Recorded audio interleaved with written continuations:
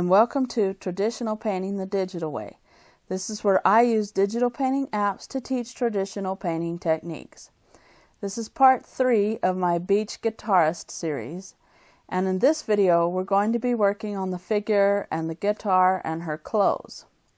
The app that I'm going to be using is Sketchable for Windows, and this is a Windows tablet app. And if you want to follow along with traditional materials, check out part 1 in this series where I have a discussion of all the acrylic and pastel tools that I use when painting traditionally. The app that I'm using for my photo reference is called PureRef, and it's a free app that you can download for Windows, and it just floats above your painting program, and you can add several different photos in it. And it's a really nice program, and I use it all the time. I would like for Sketchable to add a photo reference to their program, but I don't know if they'll ever do that. But this one's really nice.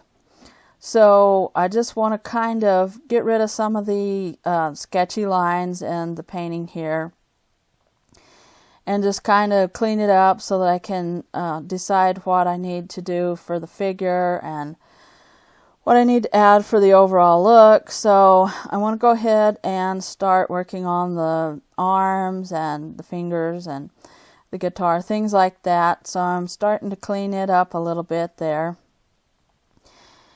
And you remember that the figure is going to be backlit, so the flesh color is going to be darker, and I've added some purples to it and sort of a violet look and kind of a darker flesh color that'll be kind of darker brown, sort of maybe burnt sienna, a little bit darker reddish tones.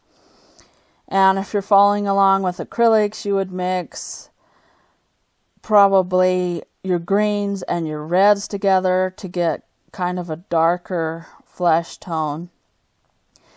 And I'm not making it all one color on the arm. I'm adding darks and lights and purples and some blues just to kind of give it the form and sort of give it the shape and the form of her muscles under the skin there. And also the bones on the wrist and in the hand.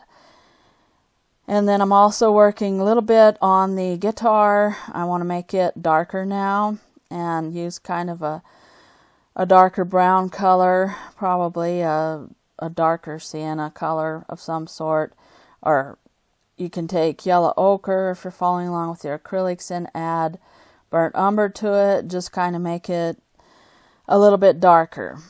The guitar might actually be black. I can't really tell from this photo, but I just wanted to make it look sort of dark brown instead of making it black because I thought that would look too harsh.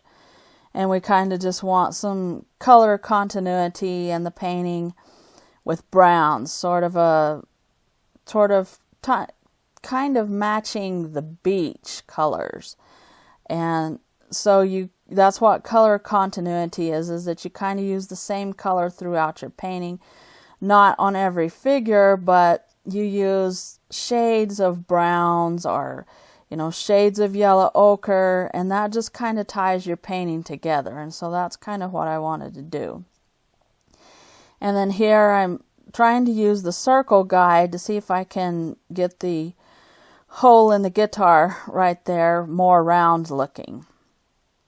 And so then I wanted to go ahead and just kind of work on her dress next and see if I can't get the folds and the pleats there. And for the wrinkle colors, you probably want to use sort of a dark blue there. You want a light blue for the regular dress. Now the dress is probably white, but since it's in the shadow, it's going to be a bluish color. So I'm just going to go ahead and use dark blues for the wrinkles on the dress. And I was adjusting the sand a little bit to get the shape of her leg. And then here I've started adding the wrinkles with the dark blue color, and I'm going to draw them out first and just kind of sketch it and show the position of each wrinkle, and then I'll go back and I'll smudge them in and make them look a lot smoother and make it look more like clothing folds.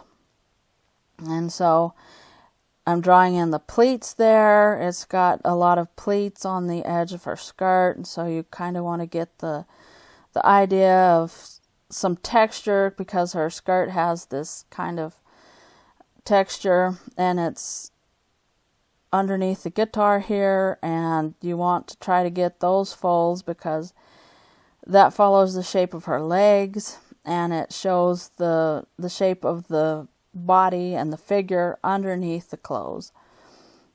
And so you want to go ahead and try to make the wrinkles follow the shape of her body there.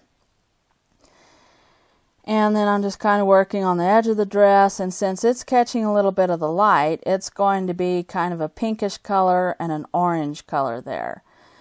And that'll be kind of just on the edge of her knees there and next to her hair, and also a little bit on the other side underneath the guitar next to her legs. So I'm throwing in a little bit of pink there, a little bit of orange, just to kind of catch the edge lighting. Now, one of the things that I started doing was covering up my drawing, and I just kind of incorporated it into the other paint here because I still wanted kind of those lines, but not as distinct looking. And like I've said, don't cover up your sketch, till you're almost finished with it. And so I decided to just kind of, since I've got everything correct and in the correct position, I started covering up the sketch a little bit because it seemed to work well with this painting. So I went ahead and just kind of incorporated some of those sketchy lines in there and just kind of smoothed them out. Now, you don't want to do this too early on. In fact, you want to do this kind of when you're just almost finished. And sometimes you might not want to do this at all. But for this painting, I just thought that it kind of helped to blend in the sketchiness and just kind of keep that structure. This program reminds me a lot of Clip Studio. And Clip Studio is kind of more of a comic book drawing type of application, and the brushes are geared more towards that. But you can get a painterly look with them, and you can with this one too. But it does take a little bit more work, I'm finding out, with this program to get a painterly look. And so I decided that I would kind of leave this more of a painterly look in this picture and not make it quite as tight and not quite as detailed, and kind of leave a lot of soft edges with it, just because it isn't quite as easy as, say, Corel Painter, Art Rage, or Infinite Painter on Android to get a natural painting look. Now, you can do things with the textures, and I like that, and it's developing more and more where you can actually add more textures, and I kind of just wanted to add more texture to this dress here. And just kind of add it on the bottom because that's where it seems to be the most, has the most texture on this dress. But anyway, this program is more like Clip Studio than it is some of the other ones. So you kind of have to work a little bit harder if you want to get sort of a traditional media look with this. And so that's why I kind of left it a little bit rougher at the end, you'll see. Just because I wanted it to look more painter-like. I don't know, this program also may be kind of more like Adobe Photoshop. But it's a learning experience, and you can get some really nice effects with it. This is the end of part 3 of my Beach Guitarist series. And in part 4, we're going to work more on the details of the guitar and the figure. So hit the subscribe button if you want to check out the next episode. And thanks everybody for watching. Thank you so much for your support. If you have any questions, just leave them in the comments down below, and I will catch you later.